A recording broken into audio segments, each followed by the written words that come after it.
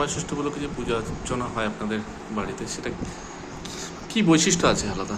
আচ্ছা, বিশেষত আমাদের বাড়ির যে বড় গোস্বামী বাড়ি রাধারমণজি, তার সঙ্গে রয়েছেন শ্রীমতী, এনাদের বিশেষ একটি উৎসব হচ্ছে জামাই ষষ্ঠী। শান্তিপুরে আর সম্ভবত কোনো আর বাড়িতে, একটি বাড়িতে সম্ভবত শুনেছি হয়।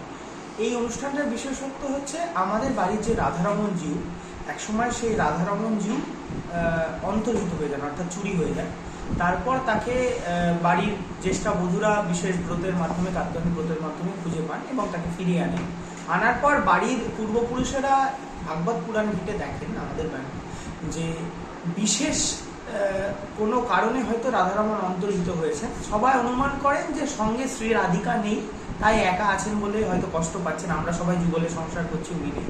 তাই তখন শ্রী রাধিকাকে আনার একটি পরিকল্পনা নেওয়া হয়, অষ্টধাতু শ্রী রাধিকা মূর্তি তৈরি হয় এবং আমাদেরই বড় গোস্বামী বাড়ির একটি অংশ। তারা সেটা কত বছর আগে? সেটা প্রায় 350 বছর আগে। এই 350 বছর আগে তারা আমাদের বাড়ির একটি অংশ ডিসিশন নেয় যে তারা শ্রী রাধিকা অষ্টধাতুর মূর্তি তৈরি করবে এবং করে সেই আমাদের রাধারমণের সঙ্গে যুগল মিলন ঘটাবে। এইভাবে তারা একটি শ্রী রাধিকার মূর্তি তৈরি করে এবং শ্রী রাধারমণের সঙ্গে যুগল মিলন ঘটায়। কিন্তু এখানে বিশেষ বিষয়টি হলো, এমনি যুগল মিলন তো সব রাধাকৃষ্ণ মূর্তি মন্দিরে থাকে, আমাদের বাড়িতে সবাই অনুমান করেন যে কলিযুগে আমরা এসে রাধাকৃষ্ণের বিবাহ দিচ্ছি, যেটা আগের যুগে হয়নি, তারপরে হয়নি। এবং এই বিবাহ অনুষ্ঠানকে ঘিরে শান্তিপুরে একটি বিশেষ অনুষ্ঠান আছে, আপনারা সবাই জানেন, রাস উৎসবের সূচনা ঘটে এর মাধ্যমে। কিন্তু আর একটা বিশেষ ঘটনা হয়, যেহেতু আমরা বিবাহ দিয়েছি মনে করি লৌকিক বিবাহ অন্তত, সেই হিসেবে আমাদের বাড়িরই একটা অংশের জামাই হয়ে পড়েন রাধারমণ।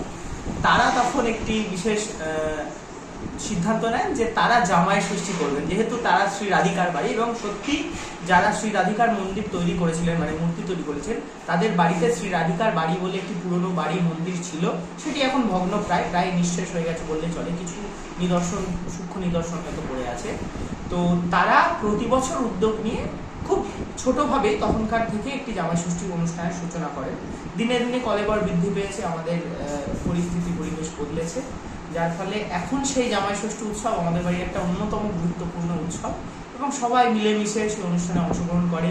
ওই বাড়ির যারা এখনো পরবর্তী জেনারেশন রয়েছে, তারা একদম জামাইয়ের মতো পাখা তৈরি করে, থালা সাজিয়ে, প্রসাদ নিয়ে গিয়ে হাওয়া দেওয়া রাধারমণকে, সেই দিনের জন্য রাধারমণ তাদের জামাই, সেই অনুষ্ঠানটাকে সুন্দরভাবে তারা পরিচালনা, মানে জামাই ষষ্ঠীর যে নিয়ম কানুন গুলো রয়েছে সেগুলো, জামাইকে যেভাবে বরণ করা হয় রাধারমণকে।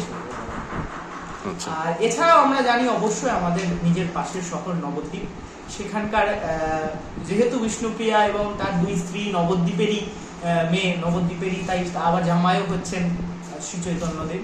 সেই হিসেবে আজকের তিথিটাকে নবদ্বীপেও বিশেষ অসাধারণ গুরুত্ব দিয়ে সুন্দর করে সাজানো হয়। মানে শান্তিপুরে জামাই যাচ্ছে নবদ্বীপে না, শান্তিপুরে জামাই না, আমি এটা আলাদা কথা বলছি। শান্তিপুরে তো রাধারমণ রয়েছেন, তার জামাই ষষ্ঠী আলাদা, নবদ্বীপে রয়েছে। আসলে আমার বাংলার গৌড়ীয় বৈষ্ণবদের যে উৎসব, তার মধ্যে বাংলার নিজস্ব যে উৎসবের আসল ফ্লেভার এখনকার ভাষায় বলা যায়, সেইগুলো কিন্তু বৈষ্ণব উৎসবের মধ্যে ঢুকে রয়েছে।